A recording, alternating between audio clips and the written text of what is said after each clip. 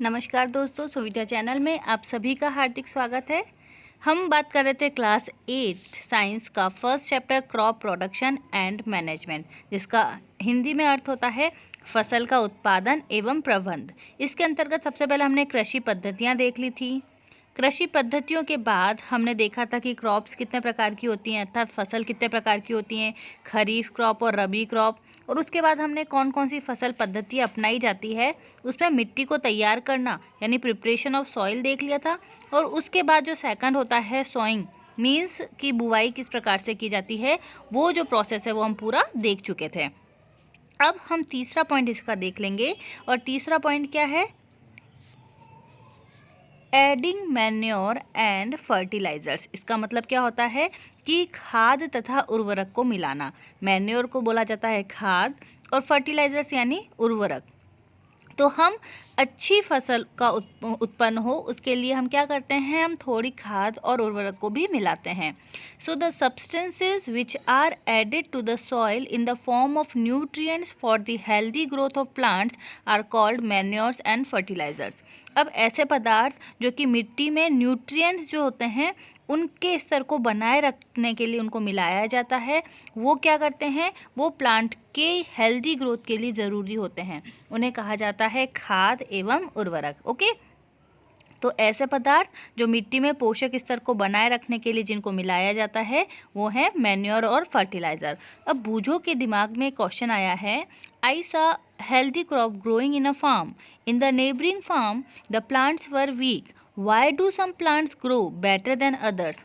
अब बूझो क्या बोल रहा है कि मैंने एक खेत में बहुत ही स्वस्थ फसल को उगते हुए देखा है, और जबकि पास वाले खेत में जितने भी पौधे थे वो कमज़ोर थे, तो कुछ पौधे अन्य पौधों की तुलना में ज़्यादा अच्छी तरह से क्यों उग जाते हैं।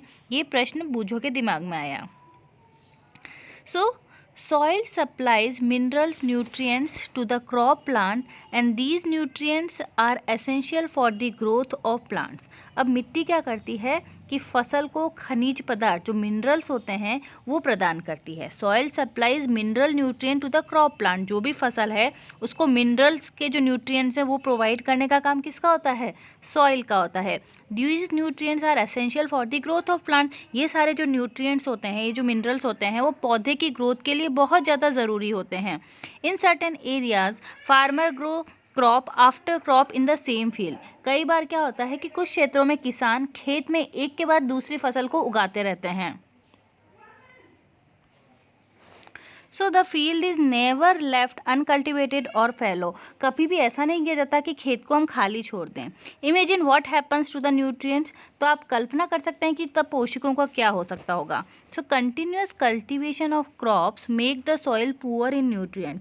अगर हम क्या करें कि फसलों को लगातार उगाते जाएं तो क्या होगा, एक टाइम के बाद मिट्टी में, सॉइल में जो न्यूट्रिएंट्स हैं वो धीरे धीरे क्या होने लगेंगे, कम होने लगेंगे। तो फसलों को लगातार उगाने से मिट्टी में कुछ पोषक पदार्थ जो होते हैं वो क्या हो जाते हैं, कम हो जाते हैं, न्यूट्रिएंट्स जो होते हैं वो कम हो जाते हैं। Therefore farmers have to add manure to the field to replenish the soil with nutrient. इसके लिए क्या करते हैं, जो किसान होते हैं वो क्या करेंगे, उस मिट्टी में कुछ न्यूट्रिएंट्स जो हैं वो वापस डालते हैं। हो सकता है वो मैन्योर की फॉर्म में हो। This process is called as manuring. और इस प्रोसेस को क्या कहते हैं, इस प्रोसेस को कहा जाता है खाद देना या मैन्योरिंग कहा जाता है।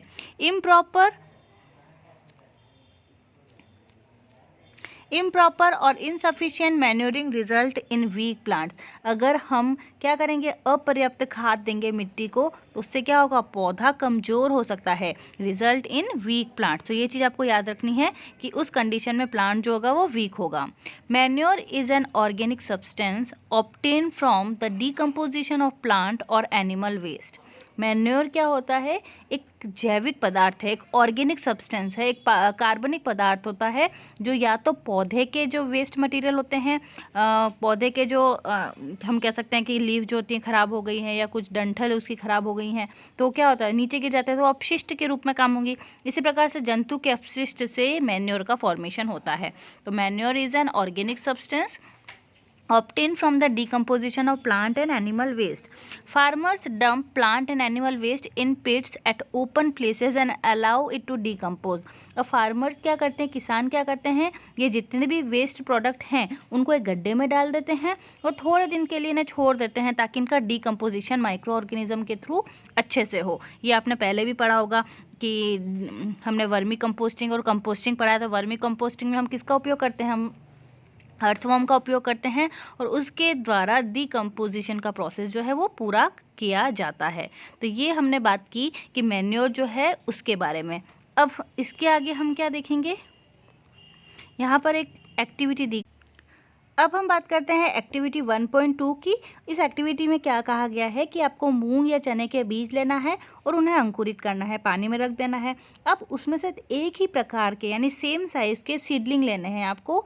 तो उनको क्या करना है, 3 गिलास लेने हैं, एक जैसे होने चाहिए और उन पर ABC मार्क कर देना है. अब ABC मार्क करने के बाद क्या करना है, हमें तीनों में मिट्टी भर देनी है. मिट्टी मिलाने के बाद हमें तीनों जो हमने लिए हैं उसमें जो A वाला ग्लास है उसमें मिट्टी के साथ थोड़ा गोबर की खाद मिला देंगे. ठीक है, यानी हमने एनिमल वेस्ट ले लिया. दूसरे वाले गिलास में हम क्या करेंगे, मिट्टी के साथ थोड़ा यूरिया डाल दिया. यूरिया होता है फर्टिलाइज़र. और तीसरे वाले में क्या करेंगे, सिर्फ हम मिट्टी लेंगे, उसमें एक्स्ट्रा कुछ भी नहीं मिलाएंगे और उसे पानी की समान मात्रा में हम रख देंगे. अब आप बताएंगे कि अब क्या करना है आपको. हम देखते हैं कि कुछ दिनों बाद 7 से 10 दिनों के बाद कौन सा जो प्लांट है उसकी ग्रोथ किस प्रकार से हुई है. तो उसके बाद हमें वृद्धि को नोट करना है. तो हम ये डायग्राम आप देख सकते हैं कि ABC ये 3 बनाए हैं. तो यहाँ पर देखिए आप जो फर्टिलाइज़र्स होते हैं वो कुछ जल्दी समय के लिए, हमें अगर जल्दी रिजल्ट चाहिए तो प्लांट की ग्रोथ के लिए वो बहुत अच्छे होते हैं, लेकिन लॉन्ग टर्म के लिए फर्टिलाइज़र्स आर नॉट गुड. और अगर हम यहाँ पर देख रहे हैं कि मैन्योर से भी क्या हो रहा है, जो प्लांट की जो ग्रोथ है वो अच्छी हो रही है. तो फर्टिलाइज़र्स और मैन्योर दोनों का ही उपयोग किस लिए किया जाता है, ताकि हम प्लांट की ग्रोथ कर सकें अच्छे से. लेकिन जो तीसरी कंडीशन है वहाँ पर आप C वाले डायग्राम में देख सकते हो कि प्लांट की ग्रोथ इतनी नहीं है जितनी कि A और B में है. तो अब हम आ जाते हैं.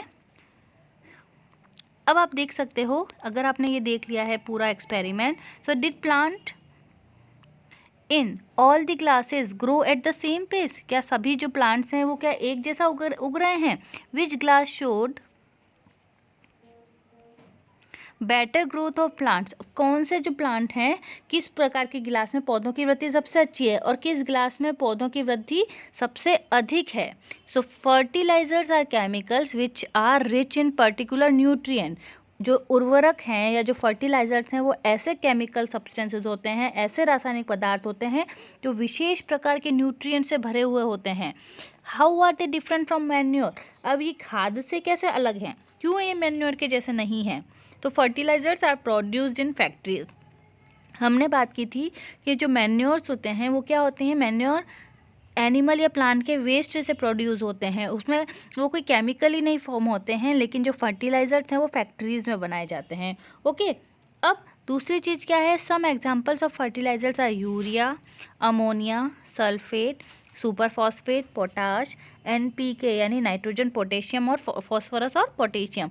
तो यहाँ पर ये कुछ हमने एग्जाम्पल देख लिए हैं. अब the use of fertiliser helped farmer to get better yield of crop such as wheat, paddy and maize. अब इनका जो उपयोग है फर्टिलाइज़र्स का वो किसानों को गेहूँ, धान या मक्का जैसी फसलों की अच्छी उपज देने के लिए बहुत सहायता प्रदान करता है. But excessive use of fertiliser has made the soil less fertile. लेकिन अगर हम फर्टिलाइज़र्स का एक्सेसिव यूज़ करेंगे, बहुत ज़्यादा उपयोग करेंगे, तो उससे मिट्टी की जो फर्टिलिटी है, मिट्टी की जो उर्वरकता है, वो धीरे धीरे क्या होने लगेगी, कम होने लगेगी. So fertilisers have also become a source of water pollution. और कई बार फर्टिलाइज़र्स जो होते हैं अगर हमने उनका ज़्यादा यूज़ कर दिया है तो रेन वाटर के साथ क्या होते हैं, वो नदियों में ट्रांसफ़र हो जाएंगे और वो वाटर पॉल्यूशन का भी एक सोर्स बन सकते हैं.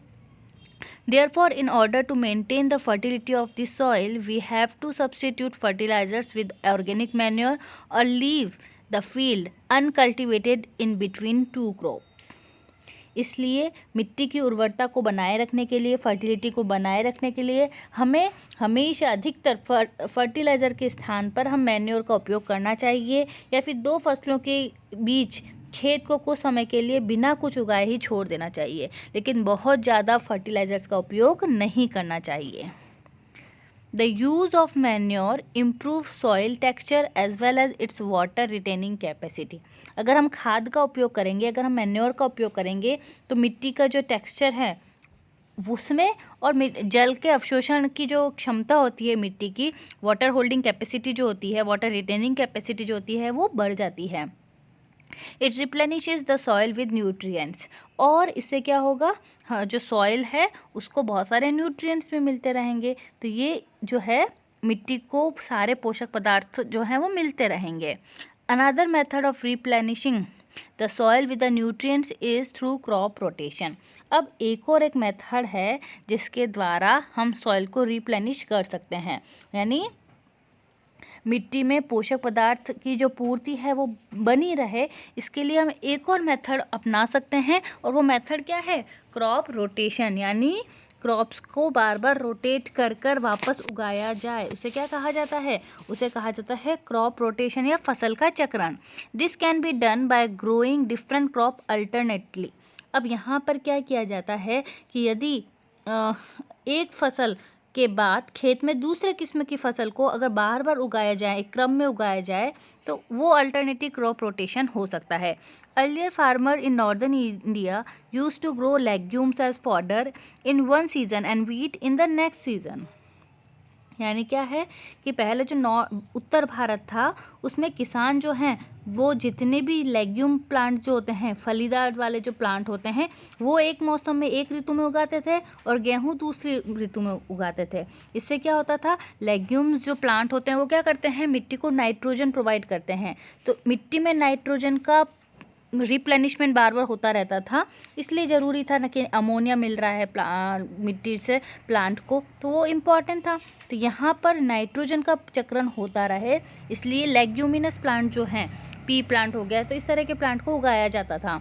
किसानों को इस पद्धति को अपनाने के लिए प्रोत्साहित भी किया जा रहा है। So farmers are being encouraged to adopt this practice.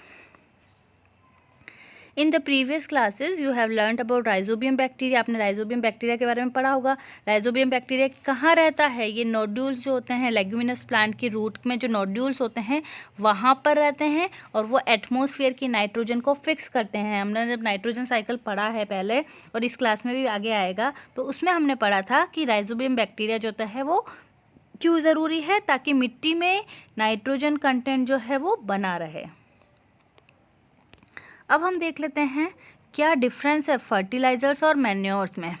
तो फर्टिलाइज़र्स जो हैं वो अभी हमने बात की कि मैन मेड होते हैं, इनऑर्गेनिक सॉल्ट हैं, यानी एक मानव निर्मित लवण है। लेकिन खाद जो है, मैन्योर जो है, वो क्या है, it is the natural substance and obtain by the decomposition of cattle Dang and plants residue.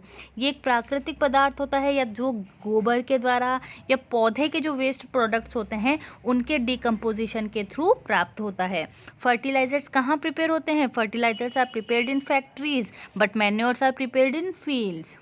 Fertilizers does not provide any humus to the soil. उर्वरक से मिट्टी को किसी भी प्रकार का ह्यूमस प्राप्त नहीं होता है, but manure provide a lot of humus to the soil. लेकिन खाद से मिट्टी को ह्यूमस जो है वो प्रचुर मात्रा में मिलता है। Fertilizers are very rich in plant nutrients like nitrogen, phosphorus and potassium. उर्वरक जो होते हैं, फर्टिलाइज़र जो होते हैं, उनमें नाइट्रोजन, फॉस्फोरस, पोटेशियम जो है वह ज़्यादा होता है, लेकिन मैन्योर में एज़ कम्पेयर टू उर्वरक, एज़ कम्पेयर टू फर्टिलाइज़र थोड़े ये कम होते हैं। तो ये हमने क्या देखा, डिफरेंस देखा फर्टिलाइज़र और मैन्योर में। अब एडवांटेज क्या क्या है मैन्योर के, क्योंकि अभी हमने बात करी कि फर्टिलाइज़र का अगर ज़्यादा उपयोग करेंगे तो वो सही नहीं है।